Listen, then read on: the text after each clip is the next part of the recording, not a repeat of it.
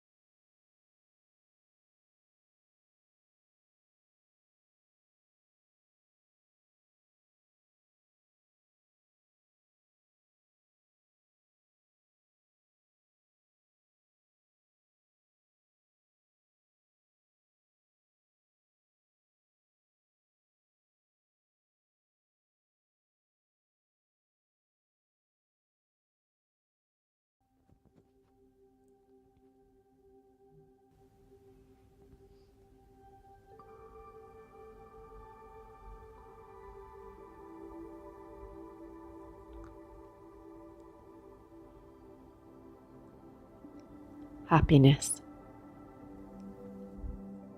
It's not dependent on anything or anyone or found anywhere.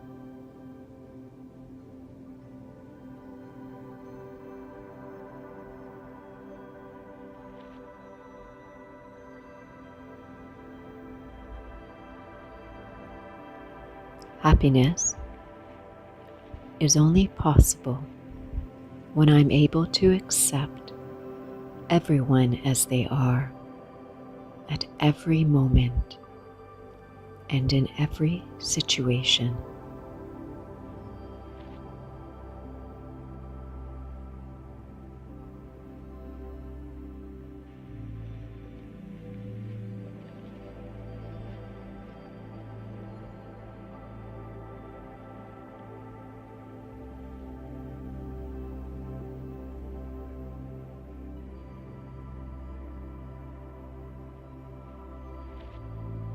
That means I put an end to judging or resisting others. I let go of the need to complain and blame.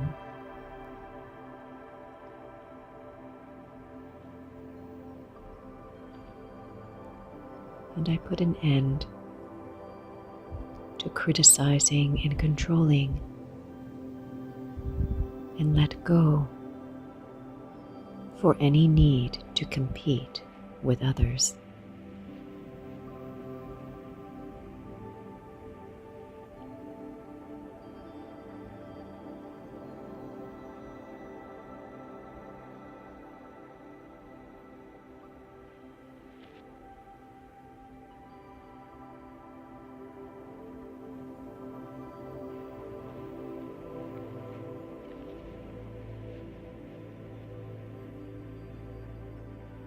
Happiness means the awakening and acceptance of self-responsibility.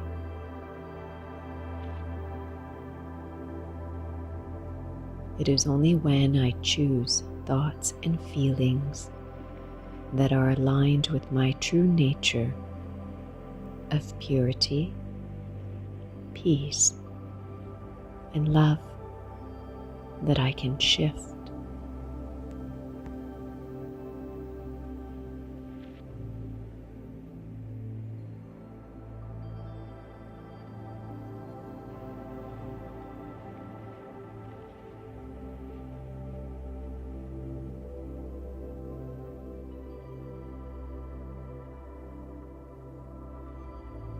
I shift my consciousness from asking to sharing, from holding on to letting go, from expectations to acceptance, and from the past and the future to choosing to be in the now.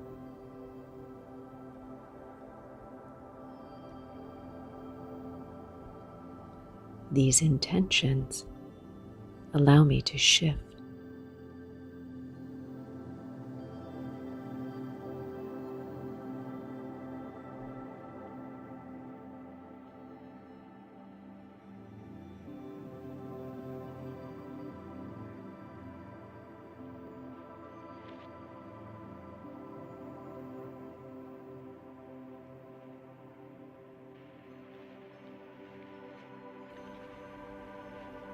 With these subtle yet sincere shifts in my consciousness, I now create a life of joy, contentment,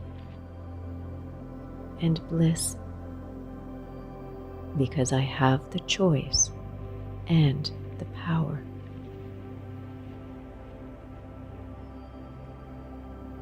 Happiness is a decision.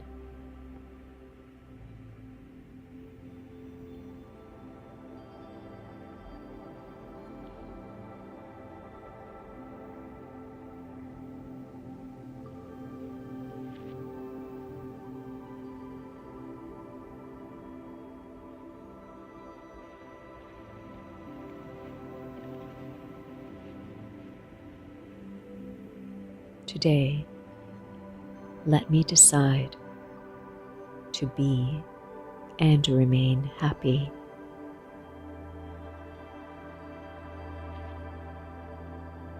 There is happiness when each moment is used in a worthwhile way. That is when I act, speak, think, and feel from a place of my highest innate virtues.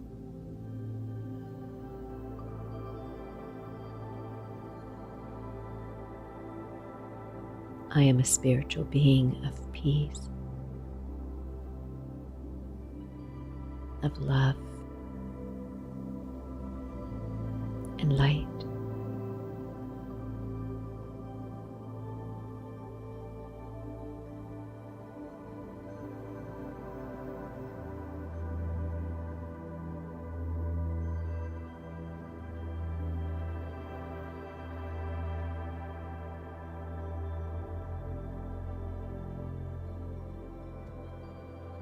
Happiness is such a nourishment that it is greatly empowering.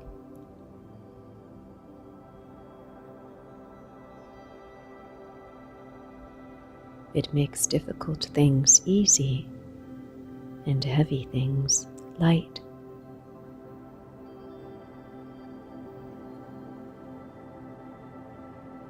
To remain happy and share happiness with others and the world is one of the greatest acts of charity and benevolence.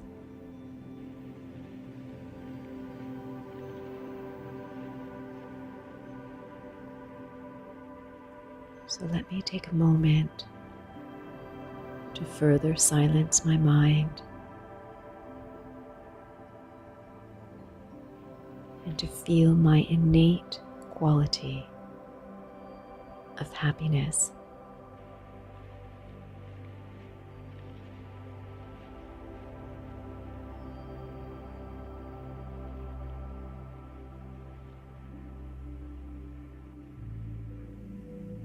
And like the sun extending its beautiful, vibrant rays of light, I visualize in my mind's eye, extending, sharing, and radiating my inner rays of happiness to the world.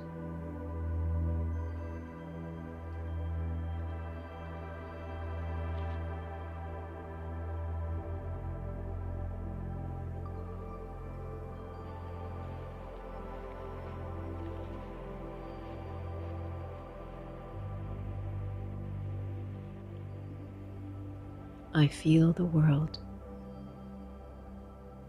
being embraced and held by these unlimited rays of happiness, radiating from my core.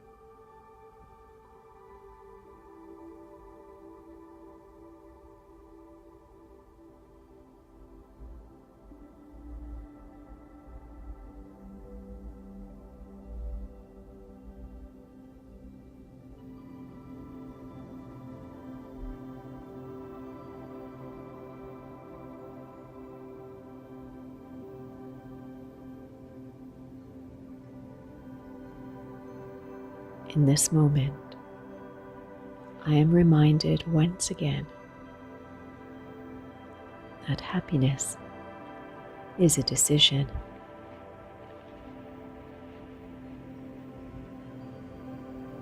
From now on, no matter what comes my way, I consciously choose and decide to always hold on to and nurture my happiness.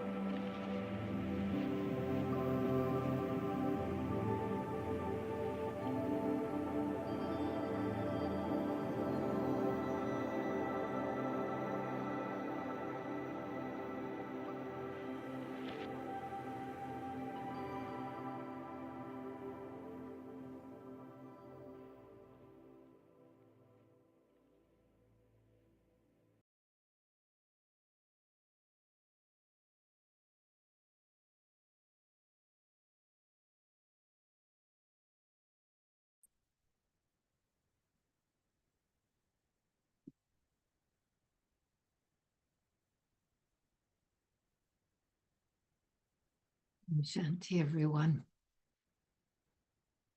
Welcome to this final session with Brother Brij Mohan. You can find the past ones posted on YouTube if you want to see them. I think you just type in Brij Mohan and solutions and it comes up. And before I get started, I just want to say a couple of thank yous. First to Sister Gayatri, who had the initial inspiration for having Brother Brij Mohan available to the family to answer your questions. And then second, of course, to Brother Brij Mohan himself, who happily made himself available for 6 sessions. And then I want to thank all of you who sent in questions. I'll do my best to get to as many today as I can. And special thanks to the translators in the different languages. And huge appreciation to Sister Madhvi and Sister Suja, who have been the administrators for these sessions, organized all of the technology, etc. And remember that if you want to submit comments or questions, please do that in the questions and answers, not in the chat. All right? So do that in the you can see at the bottom of your Zoom screen, you have the option for questions and answers. And then we'll close today with 5 minutes of silent meditation. Brother Brij Mohan. Yes, sister. Hi. Welcome back. Thank you. Are you in Shantivan? Yes, sister. Must be cold. House Shantivan. Is it cold? You have your heavy jacket on. Whatever they put on me, I accept. Okay. Well, thanks to Anambai for putting something nice and warm on you. So we have, as you know, we have questions in different categories. I'm going to start moving through these categories and trying to get to the questions that I think will speak to the most people. And then I will come back up to the category and go to the questions I have time for. And we will stop at 5 minutes before the close of this. This is a 90-minute session. We'll stop 5 minutes early and we'll do silent meditation together. So hopefully this is okay for all of you. All right, Brother Brij Mohan, we're going to start with Gyan. Yes. There's a couple of questions for clarification. Yes. What is the difference between nature and sanskars? Nature and sanskars. Yes. Sanskars we bring from our past lives. They are in the soul. And when we take the next body, or even within the present body, sanskars determine our nature. For instance, if we see someone as an angry person, so we say this person has anger. That is his nature. We all are told that it is his nature. This person is under the influence of anger. So it has become his nature, but it is not his natural nature, because originally our original nature is not of anger. And how this nature has developed and why, it is because of the sanskars of the soul, which arise from actions done in the past period.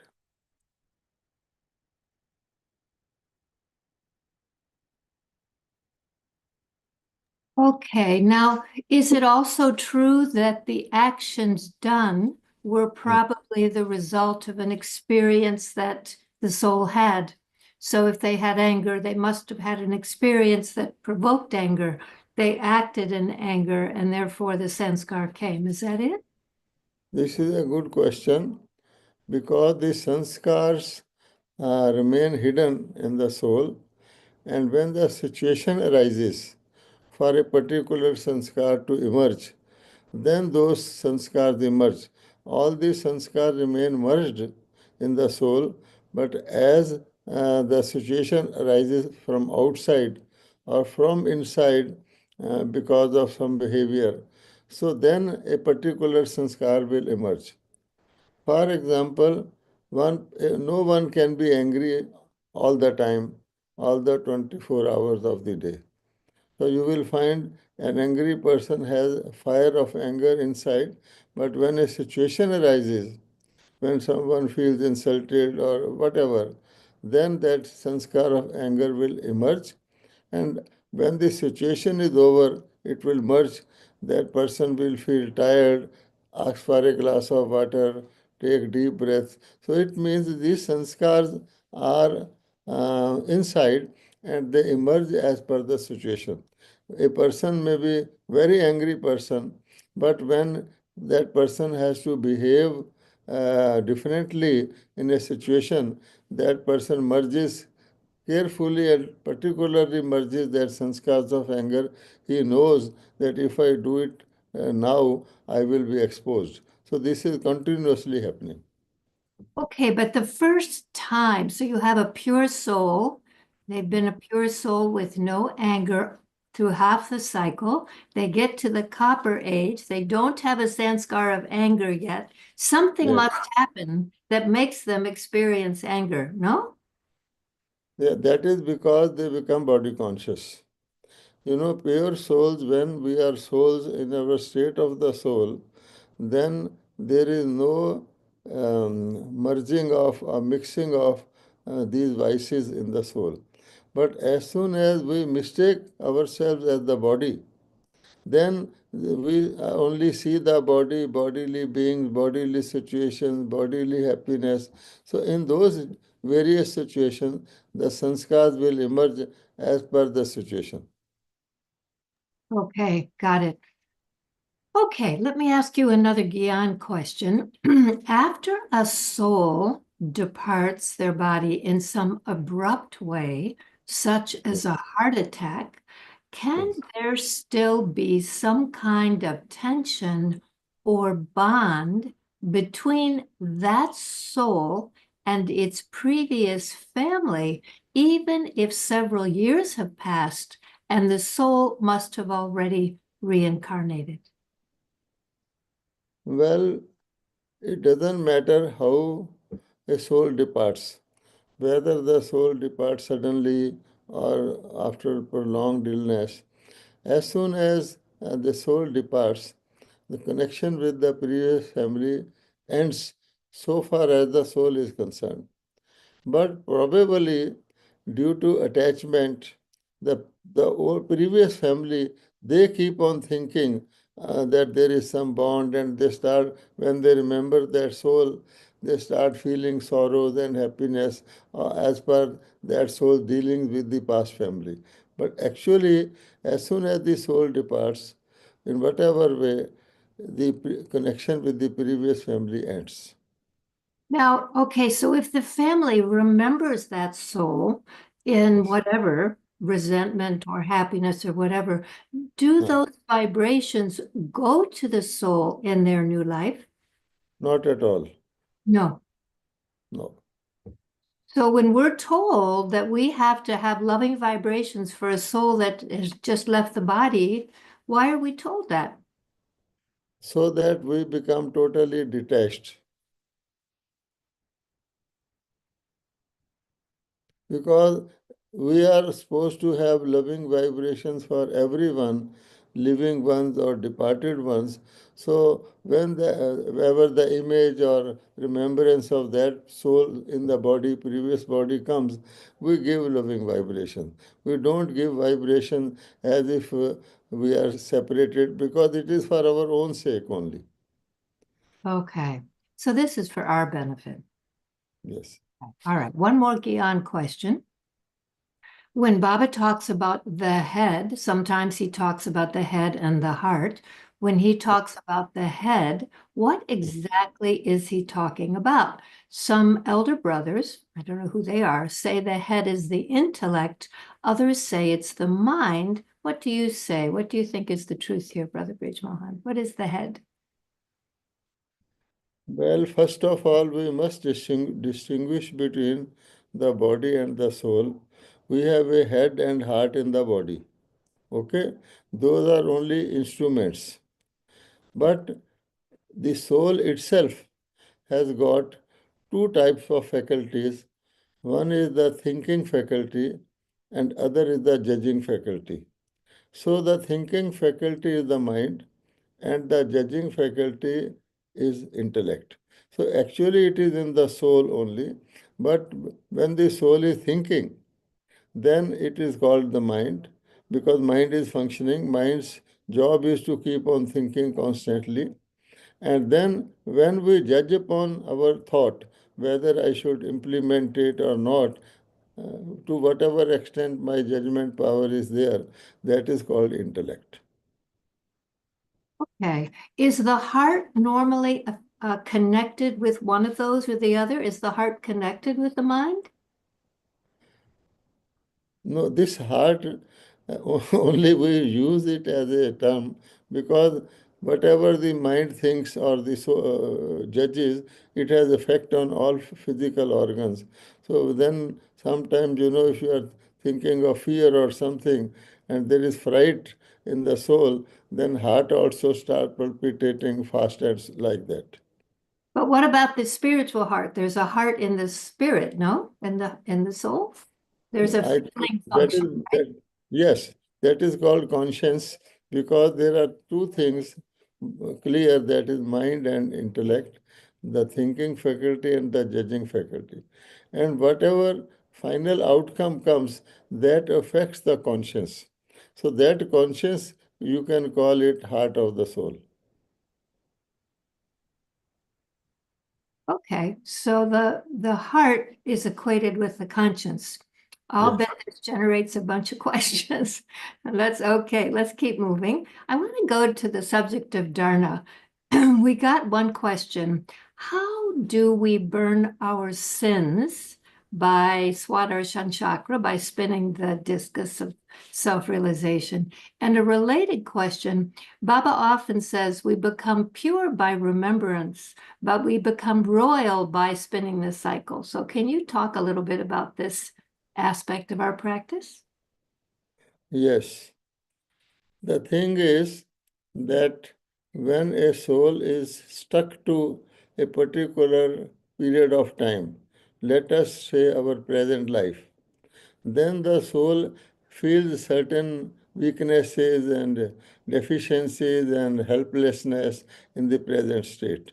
So when Baba tells us that this is your lowest stage, but you were highest and you were holiest and you were richest and luckiest and all that, then and tells us from that state how slowly and slowly we have come down, and halfway through we became body conscious, and then we our fall was faster. So that gives us a complete view of our spiritual journey. And when we churn that complete view of our spiritual journey, we get some sort of empowerment.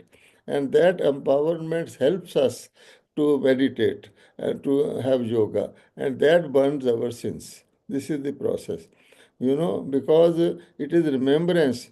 If you have forgetfulness, even if a king loses the memory that he was a king, he will be like a pauper. And if a pauper gets the memory that he was a king or he will be a king, he gets certain type of empowerment, hope, and impetus to become that. Hey, we have a reminder from the administrators. If you have a question, please put it in the Q&A, not in the chat. Okay, so that's very interesting.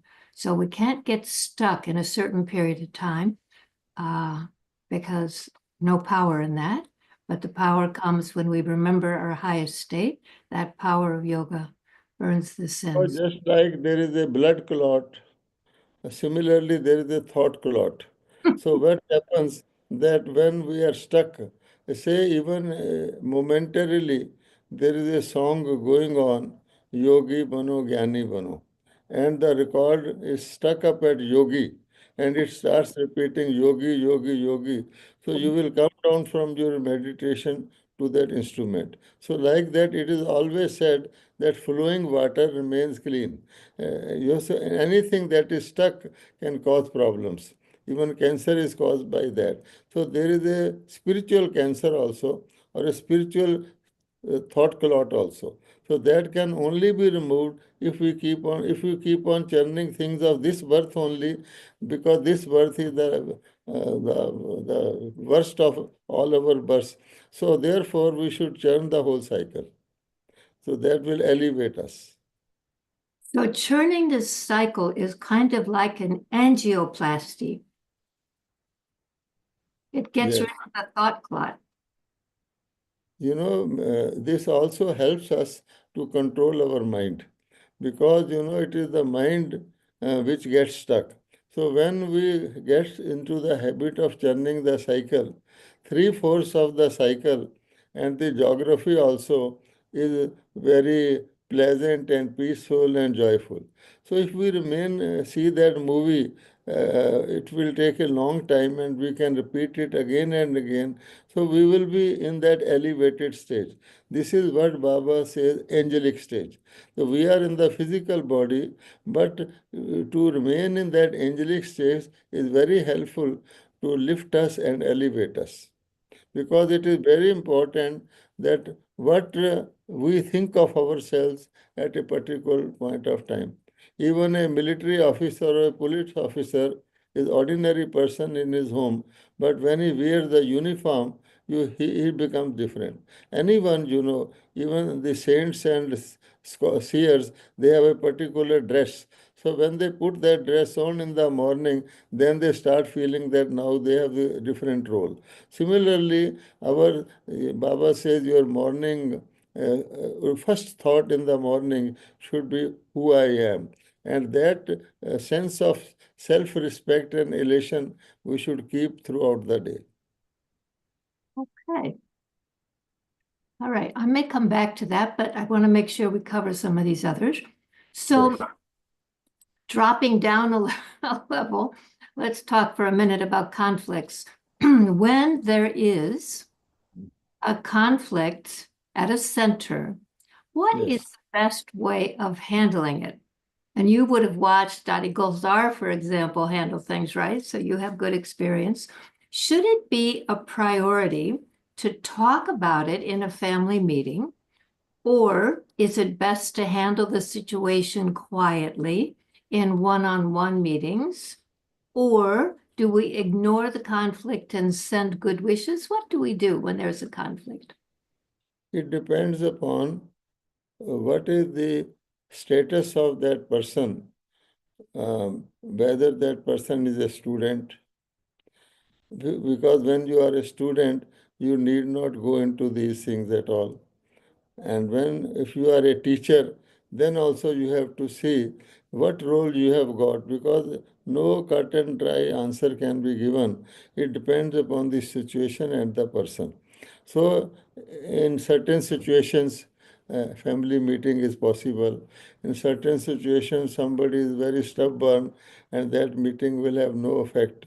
And then certain situations, one-to-one talk is better, because everyone wants privacy, doesn't want their things to be exposed in the whole group.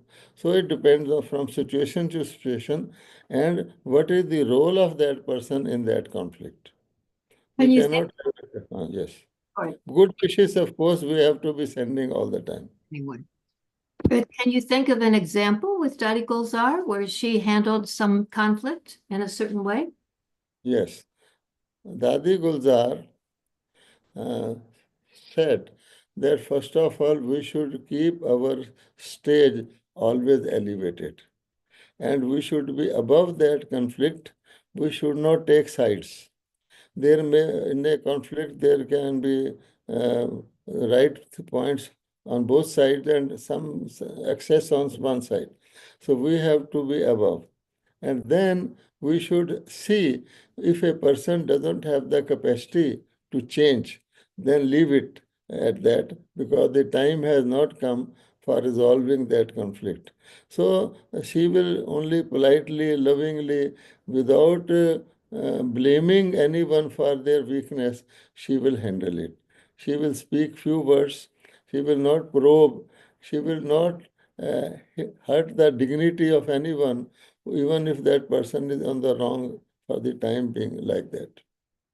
So it takes quite a bit of discernment and judgment in these conflict situations, no? Because it's the same conflict, if taken to different people, they will resolve it differently, you will find. If we keep our state high, and remember Baba, look at that soul as a soul under some influence, then that will help. It will touch their mind. All right. So we have many questions on the Mariatas. I'm going to ask a few, and then I'm not going to spend our whole time on the Mariatas because we have many, but I'll ask you a few. So the first one, I work as an administrator in a restaurant that serves meat. What advice would you give me? Should I change jobs? Is there something I can do that would allow me to stay and not be going against the Mariatas? Well, this is again an individual situation, and the best solution is to change the job because we have seen throughout many souls who were in similar situation and they became much happier and their minds became free if they change the job. If it is possible, even if there is some monetary loss, the best solution is to change the job because directly or indirectly we are contributing to something which is not right because it amounts to violence. And eating of that meat by the people also creates bad thoughts in them. Best solution is that. And if that is not there, then one has to detach, totally detach, and Baba will help to change the situation. If you have a determined mind and you really feel it is bad, Baba will help you to change the mind. Again, it is situation to situation. I had gone to Colombia, and there was a brother who was a bus driver, a student of the class. He asked me that his bus is owned by the mafia and he is a driver and whether he feels guilty that he is operating the bus of a mafia, whether it is right to keep in job or not. So I told him that you are only doing public service. Bus is carrying passengers from here to there. You don't bother who is the owner of it. So you are doing service to the people and you are driving the bus for your own livelihood. So it is okay. But when such situation comes, we had in India a brother who had an agency of a liquor company, and he became a Brahma Kumar, his wife, children, all. So Baba told him that this is not the right profession because liquor is spoiling so many souls. So he changed his profession, although it cost him some monetary loss because he was in that business. He was even used to supply the ingredients of liquor to the company. He was so popular with them, but he changed to selling milk bottles and like that. So that gives a peace, consolation to us because this is our basic principle. Okay. And if I live in a family where people eat meat or drink alcohol, I just do the same thing. I just detach and have love. Yeah. Well, it is a compulsion, you have to be. Because in a sense, if a world is a whole family, in the whole world also people are doing those things and we are a part of that. Baba is making everything easy for us. A time will soon come when these things will not exist. So when in a larger family we are existing, in a smaller family also, I should not think this is my family and in my family this is happening. So if you have a larger view, then you can have a detached view. Okay, so now, Brother Brij Mohan, you may know this, but we are told that Baba used to go for a daily walk with the sisters and brothers after Murli. But Yes. many Brahmins don't engage in physical exercise at all. How important is it to follow Brahma Baba in this aspect of physical exercise? Well, we are looking at something which does not concern us. In fact, do you think Lakshmi and Narayan or all the deities, any of the deities will be going for a workout, for a walk, for their health? No. Similarly, it is not necessary if one maintains a normal balance in his life and a spiritual detached view to the body, it is not at all necessary. Many VKs, when they grow old, they cannot do that, but they exist so nicely by spiritual balancing. So it is not necessary. Now, Brahma Baba used to go, it was not just for a walk. Those were different days. Mount Abu was very clean. Today, if you go out for a walk, you will gather more dust and more carbon dioxide than you will get oxygen. So people even don't go out these days. But those were the days just so that the children, Baba had a daily routine to make that daily routine sort of a variety.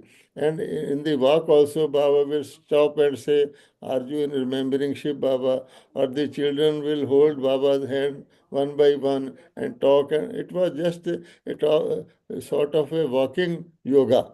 And there used to be teachings in that. So we cannot compare with that. Of course, Baba doesn't say that you don't do physical exercise. Baba says do it, but don't do it at the time of your class or at the cost of your yoga practice. So Baba allows this because now times have changed. But we should not make it a general rule or it's a applicable spiritual principle that everyone should go for a walk or do exercise. It depends from person to person. And Baba has said to many people that the exercise I give you of the mind, that doesn't require any ground or anything and anything. If you do that, that will bring better benefit to you than any form of physical exercise. But again, I will say, Baba does not bar this, but it is not a compulsion or it is not a necessary thing for Brahma. Okay, so I think what you're saying is that it's not a spiritual thing. Requirement. Yes. It is more that it was a way that he kept company with the children. It's a way that he sustained them. Yes. Is Yes. good, of course, to walk, but not to treat it like it's a Mariata or something like that, right? Yes, in my case also, I used to run, then I used to walk. Now I am in a wheelchair, but I don't consider it as a compulsion for me to do that physical exercise. Times have changed, so I do mental exercise. Like that it is. It is person to person. Okay.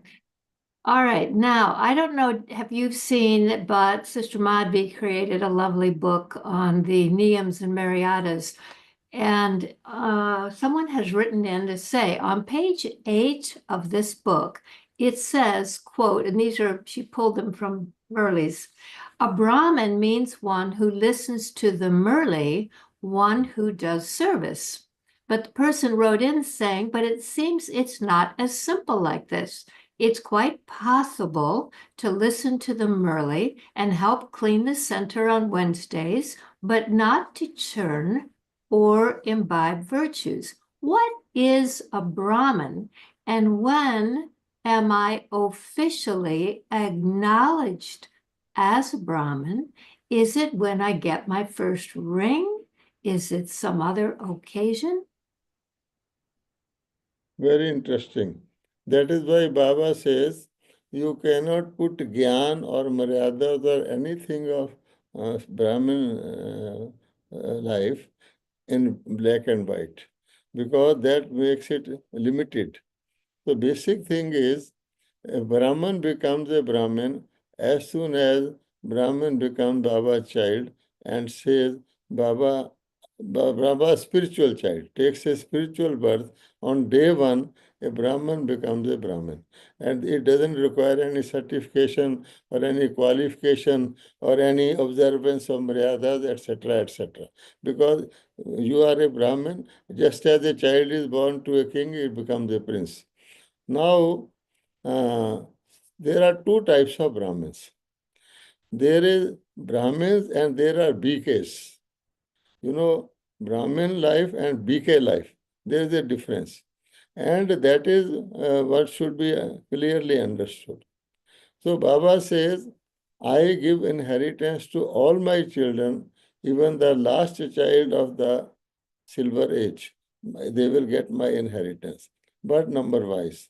Today also in Murli Baba has said, many will become servers of servers and so on and so forth.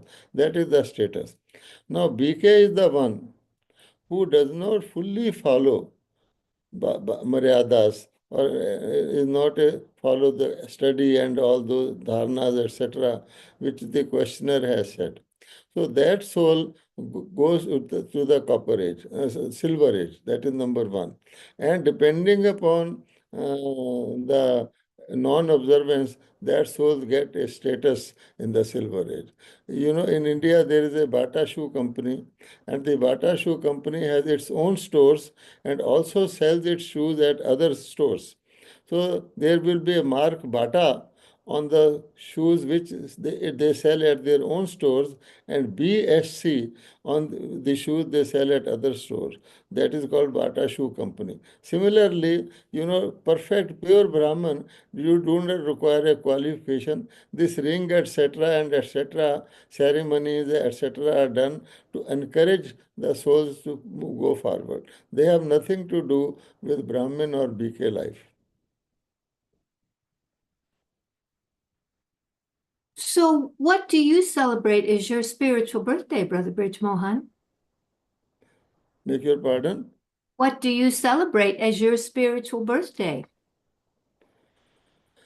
Well, for me, every day is a birthday, and whatever little remember thing I can improve, I think of that. So spiritual, I don't even remember my spiritual birthday, but some people do remember, and they, on birthday or any occasion, what they do is they only speak of your good qualities. Nobody talks of your weaknesses. Like in a job, when there is a farewell for an employee who is leaving the job, on that day they will speak only of that person's good qualities, and his face will blush. He say, "Oh, I was so good," and earlier they never mentioned about it. So similarly, such situations are brought. So one should take in one stride whatever they say. You enjoy that. That's all. Okay. Brother Brij Mohan, are there ever circumstances when it is acceptable to charge for the Raj Yoga course? Well, this is an individual question, pointing at something somebody is doing. In It's our about corporations. The question came in the context of corporations. Would the corporation value the course more if there was some kind of little fee attached? the corporation's value. No, I tell you, basically our rule is, principle is, nobody can put any price or value on our Gyan or Raj Yoga. So all our spiritual services are free, basically. So that rule we must maintain and observe. And even when you have to spend something to give that course, supposing you have to hire a hall or auditorium, we do not make any charge, official charge. The beneficiaries may themselves make any voluntary contribution in a box anonymously. So that is our system, because Almighty is our sponsor, and Almighty has been taking care of the yajna and every expense of the yajna for so long and so nicely. So we should keep that in mind. Then it comes from situation to situation. Many corporates, etc., they say, we tell them that our services are free, spiritual services are free, but if uh, of your own you feel that you must pay something, you can give some honorarium or contribution, that's all.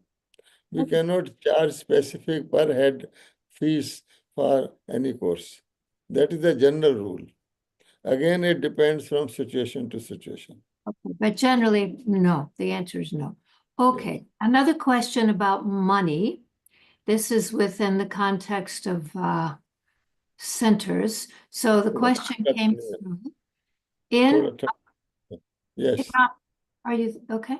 In our country, residents of centers are Yes. obliged to pay a fixed amount per month to live in the center, even if the center has enough contributions from students and is sustainable without the contributions of those who live there.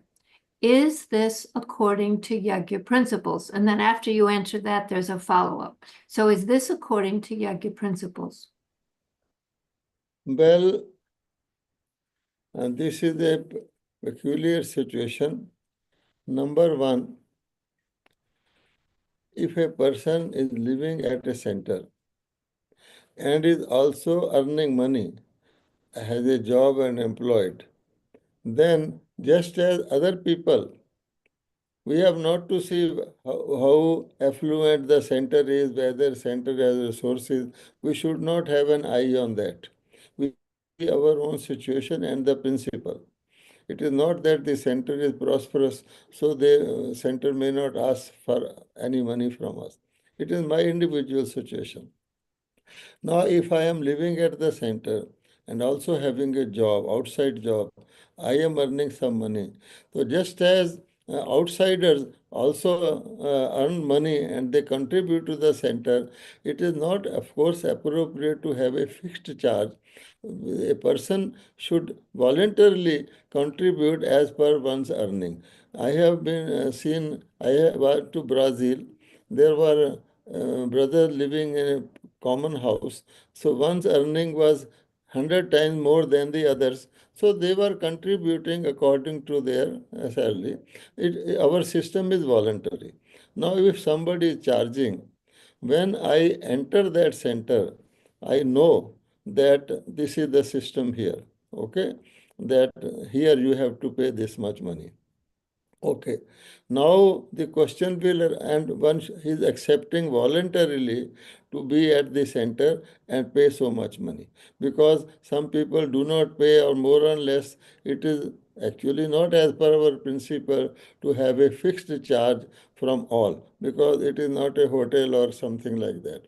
But even if somebody is doing that, then we should take it positively, that I am earning and I am contributing. It's a good thing. My money is going to the center. I should not look at other situations of the center. Now, possibly, a person loses the job or becomes old or gets retired, the same person who was at the center. Then that person can say, a theoretical question can arise, that now you see, I have been paying so much, but now I cannot pay so much. What should I do? So, there also, just a person plans for one's life.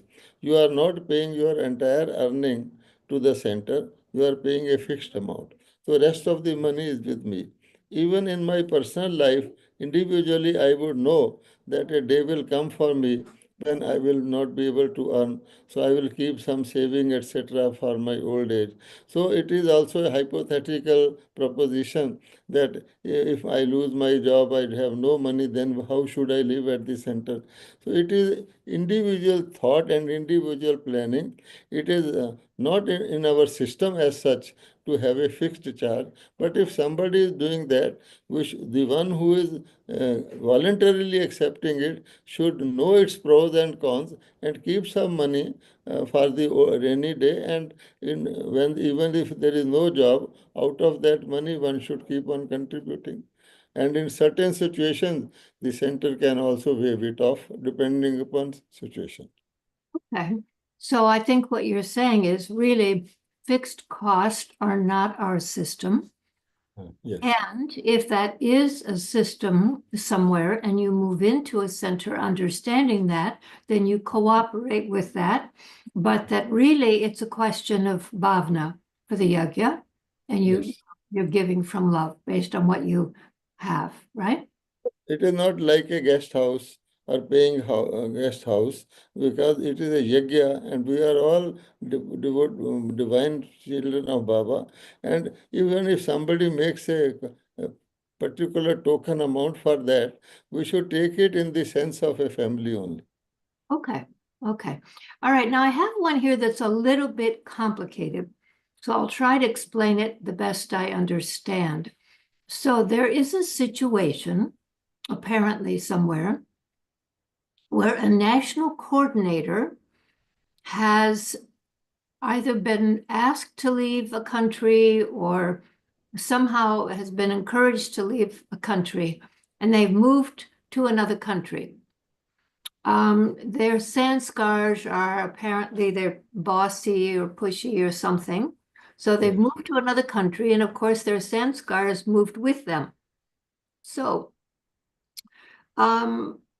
they land in the new country, and the same sanskars that caused problems before are causing problems in the new country. And so there is an existing instrument in the new country trying to figure out how to handle the situation, because this one who has moved in is an old BK, old in Gyan, has served in the past as a national coordinator and is expressing that she has certain rights. And there's a related question, but let me have you answer the first one and then I'll follow up with the second one. Do you understand the question, the complexity of it? Yes. Thing is that this is for the RC of the zone to see the situation and give a proper answer. Because I cannot give offhand answer which will not be practical and which may not be useful. Because we have the system, we do not know the how far the damage is being caused, who is causing, what is the state and status of that person. So we should ask the RC, and they know local situation and everything, and I think they can give a better solution.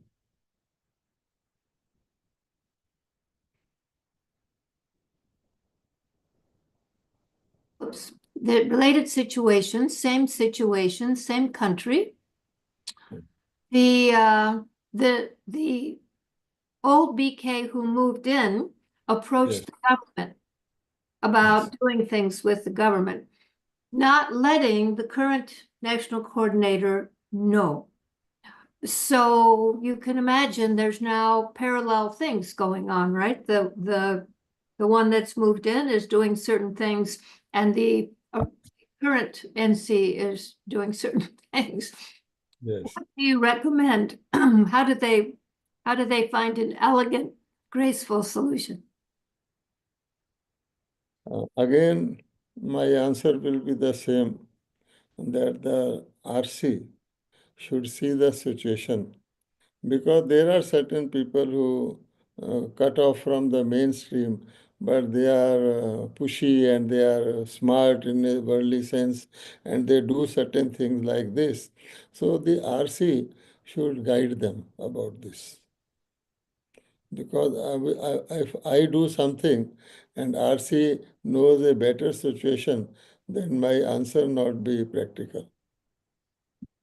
So you're deferring to the RC in the region. Okay. Because So Baba has made the RC's instrument of that area. Here also, if in India, somebody tells me to approach the President or Prime Minister of India for something, uh, then that person, President and Prime Minister, will not accept, although he has full trust in me, he will refer it to the state governor first to ask that governor what is the position, what is the situation. They know I may be right, but without their consent, they will not act. So this is the protocol. So here it's a divine protocol. So best thing is that the next person, and if the next person is also not, then that next person can ask a different authority for that.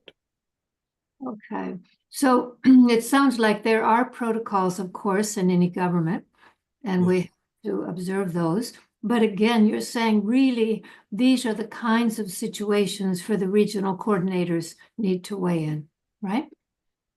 Yeah. In India also we have such situation because supposing there is a Rakhi festival and so many VIPs have to be tied Rakhi. The two centers approach the same VIP for tying the Rakhi, and these things happen. But then we adjust and we tell them to inform. We have made a common person who will be coordinating all the Rakhi tying and all those things. But such situations do arise. There are certain smart people who think this person is the highest person in the city, so let me go and tie Rakhi to that person, take appointment in the name of Brahma Kumaris, and before the official person who was supposed to go, they go and tie Rakhi also. And when the official person goes, they say, somebody from your institution came and they have tied Rakhi to me already. So this situation arise. But we should take it in our stride. But for final regularization, we should take decision from the RC. Okay, I want to follow up on these pushy smart BKs. That's what you call them, right? Pushy smart BKs who have sort of their own little kingdom. Yes. They've had a lot of gyan. They've been around a long time. They're very smart and they're kind of assertive. They're very willing to be assertive. What do we tell new students who are just coming to the BKs? Maybe they started at the center, but then they ran into one of these rogue, I don't know what to call them, Yes, yes, yes. No. rogue BKs. What counsel do we give them to make sure that they're spiritually sustained in the best way? What do we do, and who does that thing? You understand? हाँ? You Yes. under- ये क्या हुआ भाई, देखना sound बंद हो गया. ये उनका प्रॉब्लम है. अच्छा. So it is getting right. We can see you fine and hear you. Okay. So you can listen to me also. So sister, it is like this, that I will give example. In India, there is a river called Ganga, Ganges, which is considered purifier and so on. So people in the Bhakti cult, they go there, have their bath, etc., etc. So in that river Ganges, many small streams merge during its course, more so where it starts. So when they merge into the Ganga, even the dirty drains of the cities also merge into the Ganga. So after that, they are called Ganga. And people still consider it holy, right from Himalayas to the ocean. Thousands of miles Ganga flows, so much dirt, filth, even dead bodies are thrown into it, but still it is considered holy. But if somebody takes out a canal from Ganga and calls it Ganga, that canal will dry out up after some time. It will be not called Ganga because it has separated. So even filthy and dirty things added to a yajna become purified. But if somebody goes away from yajna and then that is a cutting off, from the main tree, just as flower vase, you have got a cut flower, it will sustain for some time. Now, how about those who also join such groups? So basically, we feel that those who understand Baba's Gyan, Baba's system of functioning, and get sustenance, who really deeply know that Baba has come and Baba is changing this world through our self change, they will never, never, never join those groups. But there are those who are marginal, who just came to see the institution. Somehow they are in the centers and they are taking bhog, doing class, everything, but they have not deep belief or nischay. So such people are likely to join these groups because these groups are smaller, they get more name and fame, and they look like, anything, which is rebellious has its own vigor of its own type. Now, what will happen when you have a garden and you have got certain rose plants, there will be a lot of what you call grass, etc., weeds growing around the rose plant. So you have to weed out all those weeds and throw them out. Here, Baba has a natural system of weeding. So what happens? Those who are superfluous, who are just joining as BKs, but they are not, just as some earlier questioner has asked, they are doing this thing and that thing, not following maryadas or dharnas. So it's a natural process of weeding out. So they take them away also. You don't have to hire a cart to throw out those weeds. So those groups are there. This will happen, and they will, like, frogs in the rainy season. This will die out after some time. First thing is they may have an institution. There are many, many institutions bigger than Brahma Kumari in different ways, but they do not have that connection with Baba and not feeling of transforming themselves. Rather, they are working the other way around. Okay. So Brother Bridgman, some of these pushy smart ones, the rogues, some of them say, I am connected with the yajna. I still am, even though they're off doing their own thing, even though they may have used a different name for their center or whatever, but they claim they still are connected. So do we treat them as still in the yajna, or do we treat them as separate? The lies can only float in the name of truth. So therefore, they have to take the name of the truth so that they can sustain themselves. Anybody can say that I am every day morning, I am connected with Baba. Baba told me to do this. Baba told me to do that. In many Murlis, Baba has said nothing like that. So unless you are actually connected with the mainstream, you are whatever Baba's designated instruments are there. They may not be so smart, but they are Baba's designated institutions. Baba does not see smartness. Baba sees simplicity, purity, truthfulness, and all those things. So just to claim I am a BK, it doesn't make any sense. And they are not in the Yagya, even if they put a big board on their house that this is the Brahma Kumari's main center, doesn't matter. Okay. Complicated business, huh? All right. Can I just make a request? We're getting some questions in Spanish. My Spanish isn't good enough. So if the Spanish translator can translate, that'd be great. Okay, so Brother Brij Mohan, although our spiritual stage is the main thing, what aspects of the BK organization do you think need to be developed to give spiritual support and benefit to each and every one of the Brahmin family worldwide? Is there any newness being planned? It seems the questioner is not feeling any newness and asking this question. And plans can be, Baba has said, each one is also having lot of plans and lot of good thoughts.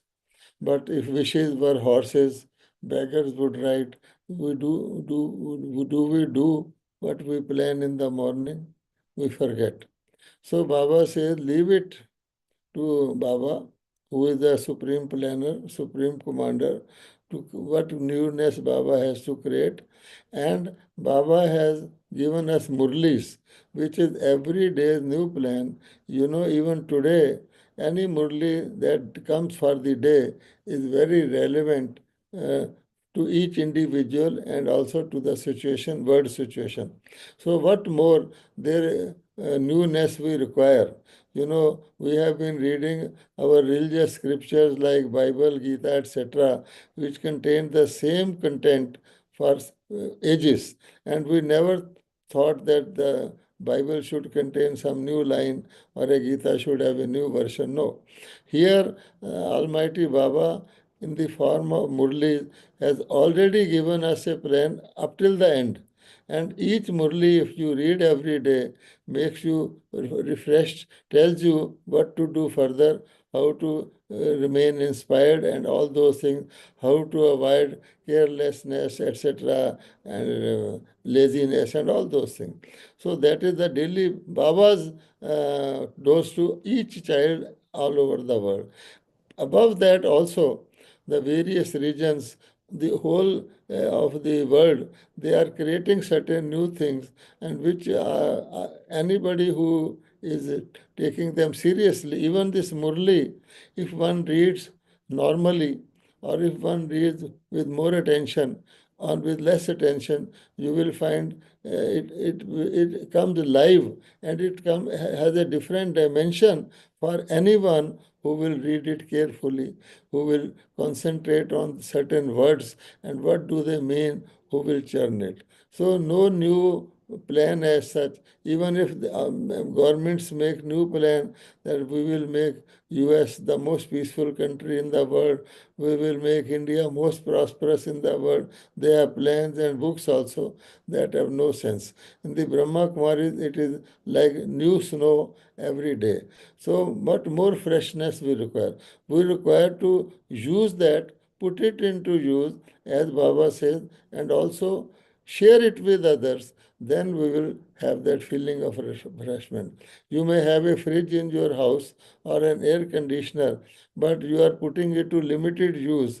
Then it is you will get limited benefit. Then a fridge or air conditioner at a public place serves more people. So Baba says always, first of all, imbibe and then share with others. It is very important. If a cow takes on taking the fodder, doesn't give milk, then it gets ill. It is like that. So, Brother Every, Brij, I think the essence of this is that we need to consider every day's Murli as if it's being spoken that day, not yes. this Murli from December 2003, but this is Murli for today, 2024. We listen to it as if it's a guidance and plan, right? Not consider, just see that the supreme teacher has been teaching the whole world, old children, new children, children from any culture, with one Murli only. So that how perfect that Murli is and contains points for each one for their own improvement. But what we do, we see the weakness of other person when we read the Murli. Say, Baba says, you should give importance to Amrit Vela. And in my class, 10 people are not doing Amrit Vela. I start thinking, oh, these 10 people are not following Shrimad. So spirit also, if you apply on your skin, it will hurt only where there is a wound. So I should take from the Murli those points which concern me and take them very seriously, so that master teacher who can teach with one lesson all students of all stages and all classes forever, he has already provided a dose for me in every Murli. It's beautiful. Okay. So someone is asking about whether or not having pictures of Brahma Baba and doing the offering of Bhog, are these aspects of bhakti or are they aspects of Gyan? Well, first of all, whatever systems Almighty has provided, and we have accepted as Almighty system, we should clearly understand that Baba denounces bhakti, says bhakti period is over. No bhakti is in any of the Baba systems. Whether it is one's own outlook to see those things as bhakti. Number one. Now this offering bhog has been copied by the bhakti people from Baba's yajna. And they are doing that in their own way, and that has become a routine ritual system. But what Baba says, even if you read today's Gita, it is written that the one who feeds you, you should be grateful to that one. And you should express gratefulness to the one. And Baba has been feeding the yajna, and even Baba has promised that when people will not get any food, at least I will give you your simple bread and but rice. Okay, so such a feeder, if we offer respect to, even in the normal family when we are sitting or with other people, before we eat, we offer to the other one, please you have it too. Even when you are traveling, you open your tiffin, you ask the neighbor, please have it. He will say no, but you have offered respect. So it is a matter of respect, and also that food that we offer to Baba, Baba does not eat it. Baba puts power into that, much spiritual power, and any part of bhog also purifies our mind. So this is a spiritual system, not a bhakti cult. Now, so far as Brahma Baba's photos are concerned, nobody is ever told that you concentrate on Brahma Baba, you look at Brahma Baba, you do yoga with Brahma Baba. No, we know that Brahma Baba was the medium through whom Shiv Baba gave us the knowledge. So if we put Shiv Baba Jyoti light, nobody will understand. Just as they make statues larger than life, a Statue of Liberty, etc., so that people can concentrate. Similarly, the idea is to remind us that we are Brahma Kumars and Kumaris, Brahma Baba's progeny. We are not worshipping Brahma Baba at all. So this is a reminder to us, just as every person puts his own ancestors' pictures also in his house, that this is my grandfather. It does not mean that that person is worshipping the grandfather. So we should take it that whatever system Baba devises, we have to understand that it cannot be bhakti. Okay, I think what you're saying here is it's really about the consciousness in which we're doing these things. If we're offering Bhog in gratitude, if we're looking at Brahma Baba with love for what he did, then we are in Gyan. We're not in Bhakti. Bhakti is an automatic Yes, routine. yes, because some people, whatever they like, they offer in bhog to Baba because they will get it. Even such are the people. So they are not offering bhog as per normal system. They say, I like halwa, so make halwa for bhog because it will come to me as halwa. So there are different stages of people, even in Gyan, how they look at the bhog. You will find some will come only on the bhog day. Baba says something is better than nothing. Okay. All right. Now, sometimes Brahma Baba would tell us that he would read the newspapers to see where there are service opportunities. So do we need to stay connected to those we serve in this way? To what degree should we keep up with worldly affairs? And then if, say, my senior or someone at the center is talking about worldly affairs, should I say something or just quietly change the conversation? Well, those were different days. Brahma Baba used to guide children where to go for service. So therefore, Brahma Baba read the newspaper with the view, supposing Pope is coming to India. And Brahma Baba reads the newspaper that Pope is coming to Bombay. So Brahma Baba will guide the children that you please go to Bombay, meet the Pope, give this and that. One Indian leader went on a fast unto death for certain reasons. So Baba reads the Murli and then Baba says, those children of that area, you please go to that person and tell him this is not the way. So in those days, because service had just started, Baba had to guide children. You go to temple, you will find more devotees there, so that they are the people who will accept Gyan. Don't go to a cinema house to do service and like that. So those were the days. And now we have enough, we are grown up and we have enough, we know where to do service, this and that. So these days, Baba says, you should be, this is a dirty word, this is a drain. So you should not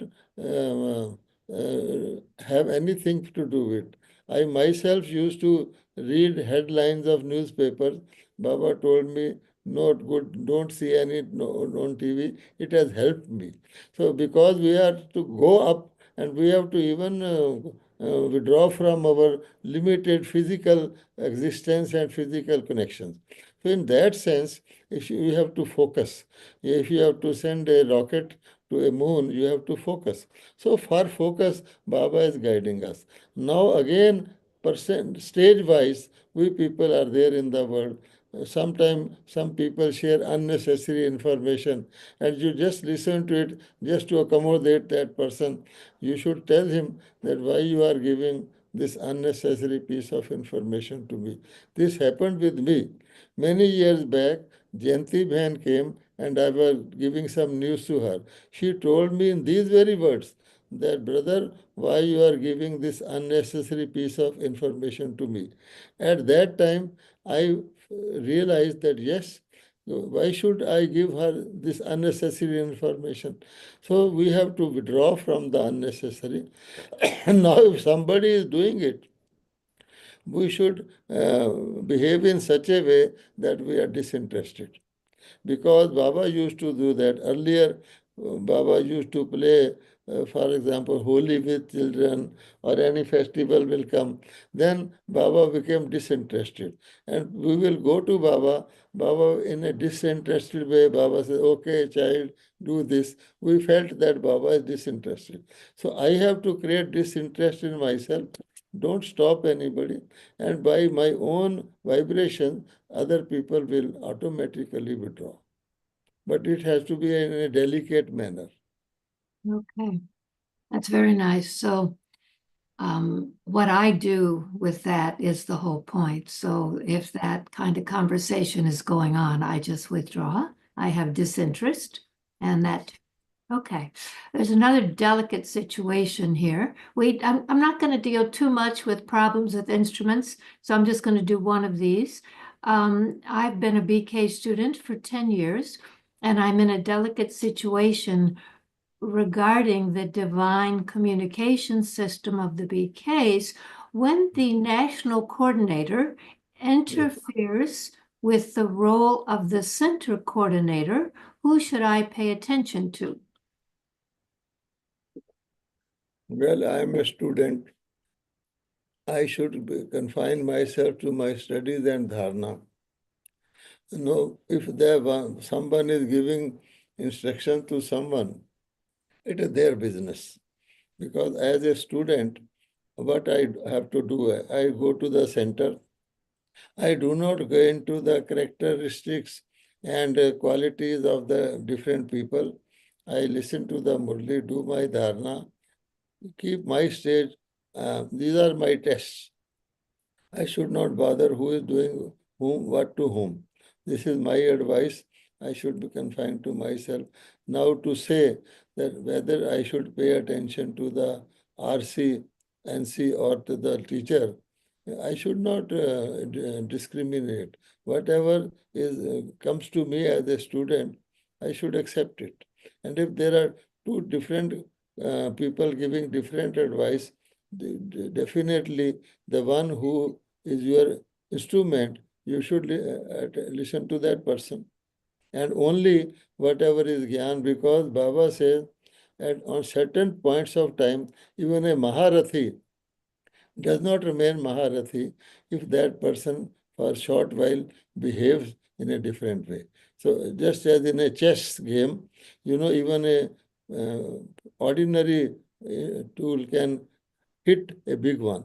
So Baba says, uh, if you have to be a Maharathi, to be in that, you have to behave like that.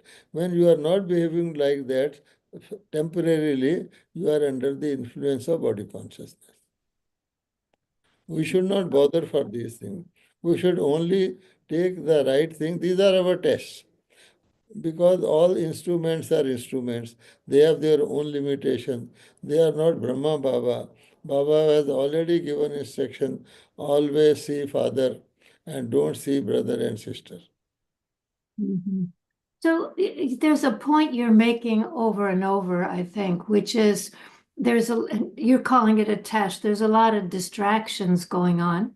But if I'm a Brahmin, not a BK, but a Brahmin, I know what I have to do. I know that I have to study. I know I have to have yoga with Baba. I know I have to imbibe these virtues and improve my character and serve from that. And everything else is extraneous.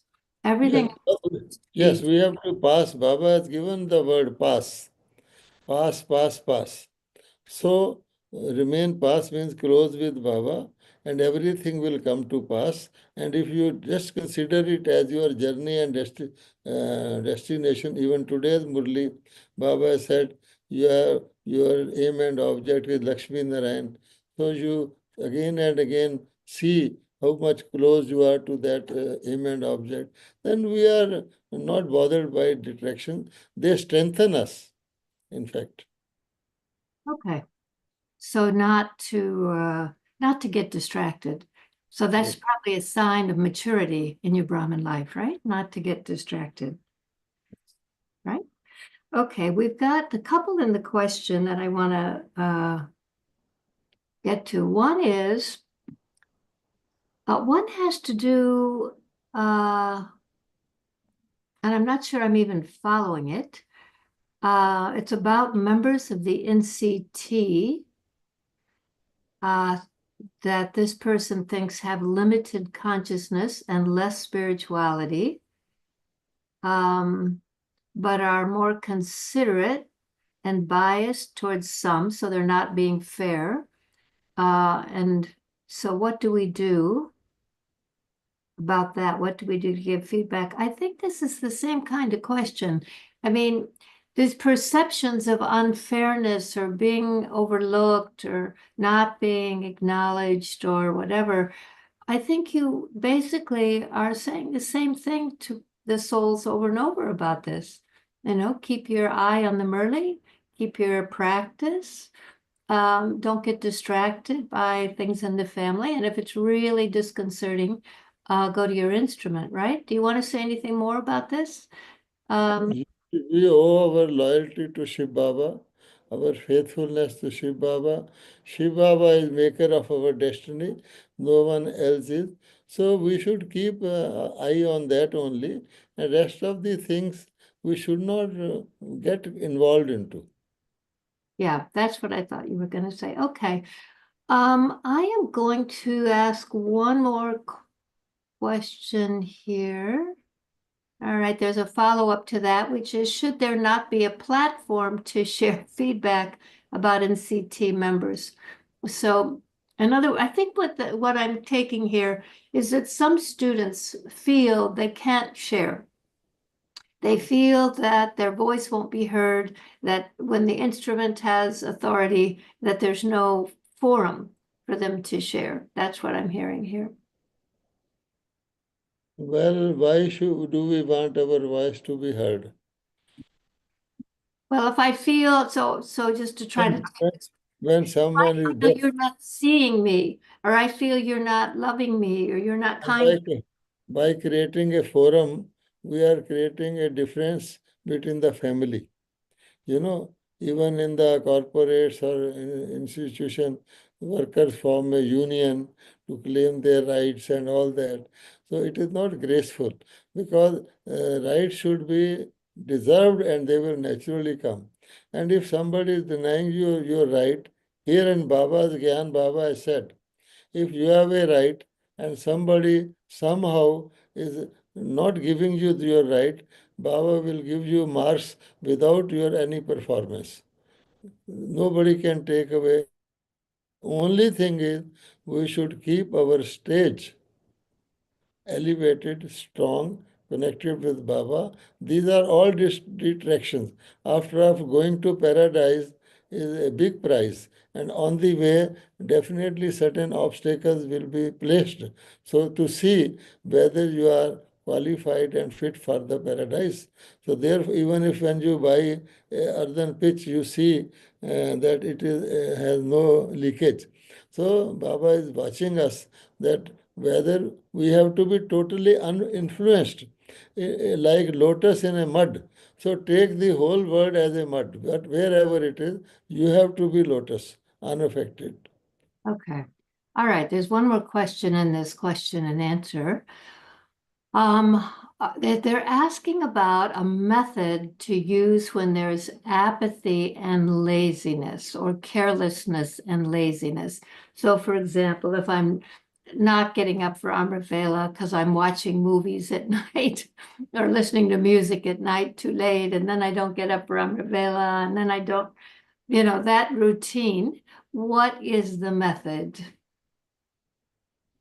Well, Baba says, if you remain busy in service, busy in churning Gyan, you busy in serving others, you will not have time enough for these diversions. Baba has already told us that drama is over and you have to pack up. And when a person is on the dying bed, does he think of entertainment or these or those things or laziness or sleeping? No, even in the ICU, one does not get sleep. So if we keep the time factor in mind, that this Sangam Yuga is now almost complete, and we do not know when for me individually that Sangam Yuga will end. As soon as I leave my body, all these opportunities and Gyan and Sangam Yuga will be over. So if we keep awake, and also of our responsibility of sending vibrations to the whole world and purifying ourselves to the extreme, we have no time for that. But Maya is there, even up to the last, it will try make you feel that it is comfortable for you to take rest at Amrit Vela, and the laziness it takes as refreshment. And if you go to sleep, people start thinking it is super sensual joy. So all those things will come. So one have to be awake and one have to order the mind.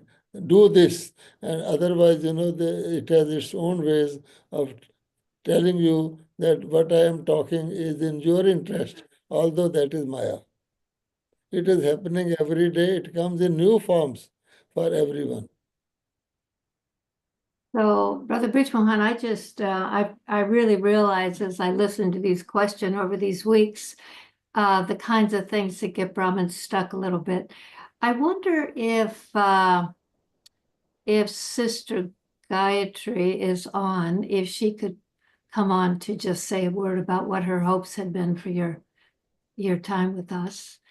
And I also wonder if you would, in these last few minutes, just reflect. You've seen the kinds of questions that have come in. You've heard what's in the hearts of Brahmins, ranging from their questions about Gyan to their struggles with their instruments to their trying to manage a lokic life. If you were going to give everyone an encouraging thought or a reflection on what might help them at this time, what would you say? Well, I feel that Baba loves every child, irrespective of their stage and effort. So sometime we start feeling that I am doing less effort, so Baba will be loving me less. It is not so. Baba says, I love and actually am more helpful to children who are coming up and who are weak. But they should be on the way. We should be on the way of progress. Then only Baba's help will come. Sometime we cut off the link and start thinking, working on by our own mind power, which is limited. So when we do that, sometime Baba is almost going to help us. Just before that, we lose hope. We say, no, no, I am not eligible for any help from Baba. So basic thing is we must remain in elevated state, that it is Baba said, 2 days back also Baba said that it is my responsibility, my duty to take every children to golden age, to the stage of perfect purity. So this we should not lose sight of and make Baba combined with us. And if we, whenever the link is broken, then you say things will happen. And all the setup and all the instruments, etc., all the systems are there to help us only. And if how much help we can take from them, how much help they can give us, that is only in the sense of helping us in progress. Basically, complete help, complete power comes from Baba only. So that is why Baba says, whatever you want, Baba alone can give you everything. So be more and more connected with Baba. Think of Baba's relation with us. Make it deeper. Baba can have any relationship with you, what you require. So make it deeper. And every day there are, there once Baba had shown a bird to a trance messenger on the two wings of the word. On the top it was written enthusiasm and what is called among utsaha. Zeal and enthusiasm. Zeal and enthusiasm. And down below it was written Alas and Alvilapan. That is to say, carelessness and laziness. So you can have either. So if you are on the wings and always enthusiastic and having zeal for it, you will be ever flying. But as soon as the two things come, carelessness and laziness, the bird will not be able to fly. So it is for us because we have got, it is nothing wrong with it. Sometimes we think it's a very difficult effort. And Baba says it is so easy, but provided you are dialing the right number, you are at the right stage. Even a rocket has got a different type of system than an aeroplane. Aeroplane can only move around the world. It is guided by gravity. Rocket goes up. And Baba says mind is the fastest rocket. And if mind is headed towards me, towards Paramdham, and then nothing can stop it. So we have to make it faster, stronger every day, and only make Baba and Baba's work our world. Rest of the world is on our back. So every day, there is no hard and fast formula. Every day we have to refresh. In each Murli, if you get even 2 points, that these 2 points I will keep in mind and keep using them and reminding of them again and again, then I think everything will be going fine. Baba has to lift us, Baba has to sail our boat, not we ourselves. Thank you for that. I want to ask the administrators to bring Gayatri's image on to spotlight Gayatri, because it was Gayatri's inspiration that Brother Brij Mohan should meet the family and answer many questions. So now that we're at the 6th of our series of 6, I think it'd be good for Gayatri to reflect on how this has been from her perspective. And then remember, you can find the past ones on the YouTube channel by putting in Brother Brij Mohan Solutions. Okay, Gayatri. Sister Gayatri, Om Shanti, can you hear me? Yes, how are you wearing a dress with collar like myself? I have put on my vest like yours, my sweater, because it's winter here, it's cold here, and I have a cough. So excuse the sound of my voice because I have a cough. Oh, But I'm at Harmony House and I was listening to you through the main auditorium speakers. So I rushed when Judy said, could I come on and say something about these six, the series of six sharings that you have been doing for the family. But I want to share one aspect that as soon as I came into Harmony House, Sister Anjani said to me, these are such good classes, sharings, my brother Brij Mohan. Are they going to continue? And I said, no, because we only asked him for six. And I said to her, why was it so meaningful to someone like you? She says, because he, from headquarters, our senior most brother, is talking to us with such love and such care and such deep understanding of what we are going through, that is so important for us, because it is as if he is saying, look, I'm here for you. I'm sitting at headquarters, and I want to hear what your issues are, and I want to work with the RCs in getting these issues resolved.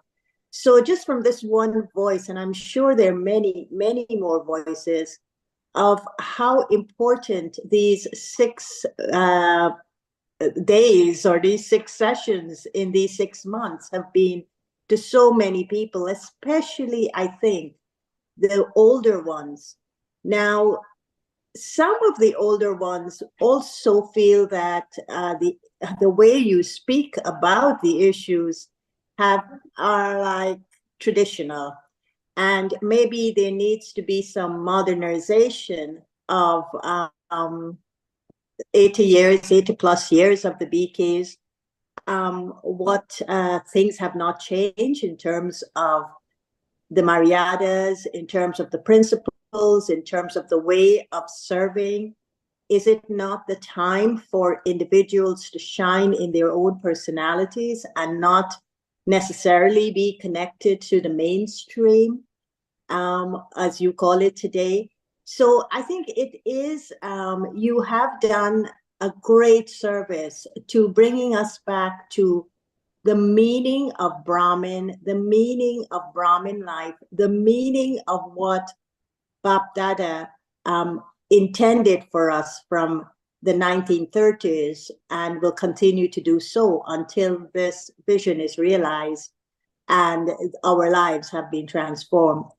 So, Brother Brij Mohan, thank you so, so much for making yourself available, because it wasn't just your words that were so meaningful, but it's actually the experience that you carry. And so those words are saying, look, family worldwide, you have to be serious about certain aspects of what it means to be a BK, and revisit what it means, revisit purpose, revisit meaning, but most importantly, revisit the closeness you have to Bapdada, because that's ultimately what we've all come here for, to be close to Baba and to never lose that closeness, to be in his company, to be his companion. And you embody that. You have not shifted from your aim of being Bab Saman, and you have been true to that. And so you shine with those qualities, and it really touches the depths of our soul. It goes beyond the words.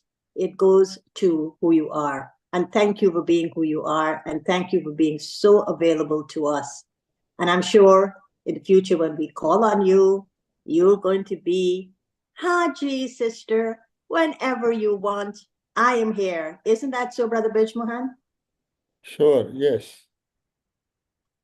Great. So thank you from the bottom of my heart and from the bottom of the hearts of all the double foreigners around the world. And at this Christmas season, this season of light, I want to say lots of love, gifts from our souls with love, and the gifts from our souls are going to touch your soul, and you're going to feel how much gratitude we feel for you at this moment. Thank you. Thank you for your concluding remarks, and very nice. You know, we are all Baba's family, and Baba is sustaining us from Paramdham, from subtle region, and we are all feeling that sustenance, that how much away from this world we have already gone, and the rest of the journey is very small, few more steps, and Baba will definitely take us, lift us, and take us to our destination. He is Almighty. He is so sweet.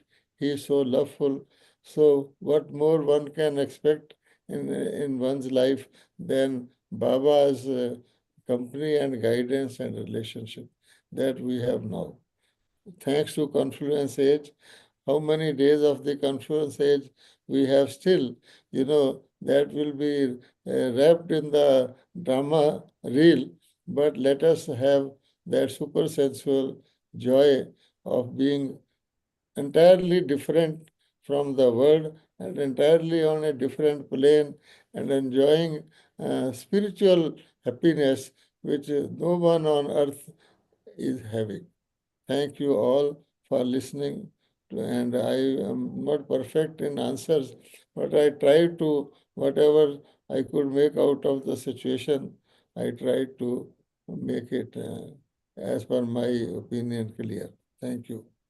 Shall we close with just 2 minutes of Baba's remembrance? And let's spotlight Brother Brij Mohan for the drishti.